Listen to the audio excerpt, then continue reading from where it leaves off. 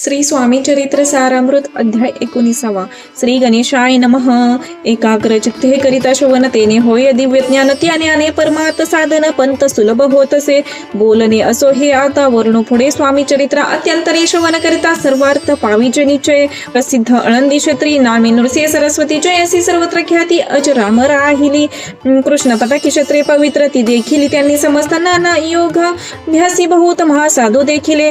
करावे हठयोग साधन ऐसी इच्छा बहुत दिन नाना स्थाने फिरून शोध करीती गुरुचा.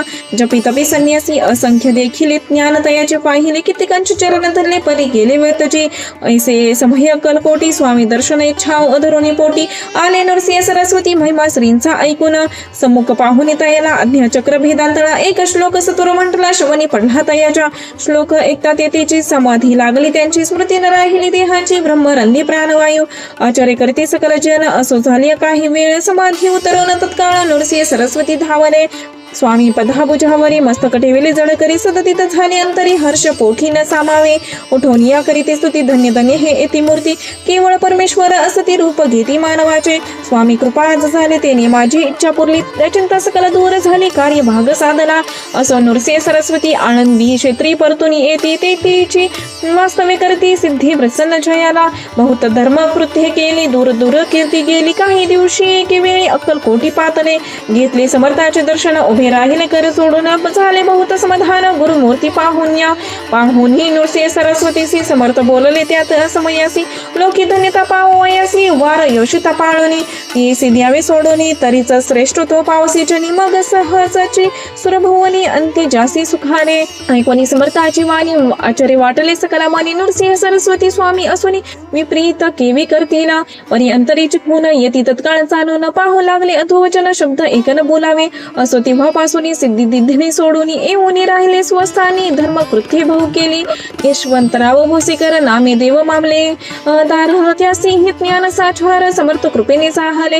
वासुदेव फडके ब्राह्मण थोर जासी प्रसिद्ध सर्वत्र. इंग्रजी अंमलात अनिवार्य होऊन बंड केले ज्याने. समर्थाची कृपा होता इच्छित कार्य साधेल तत्वता. ऐसे वाटले त्यांच्या चित्ता दर्शनाते पातला. स्वकार्य चिंतुनी अंधरी. खडग दिले श्रींच्या घरी. म्हणे मजवरी कृपा जरी तरी खडग हाती देतीला.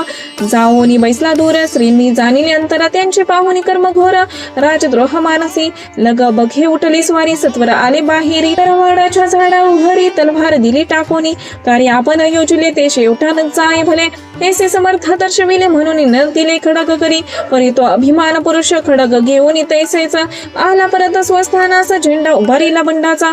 त्यात त्यासी यश न आले. सर्व हेतू निष्फळ झाले. शेवटी पारिपत्य भोगले कष्ट गेले वर्तची. असो स्वामींचे भक्त तात्या भोसले विख्यात. राहती अक्कलकोटात राजा श्रीथ सरदार.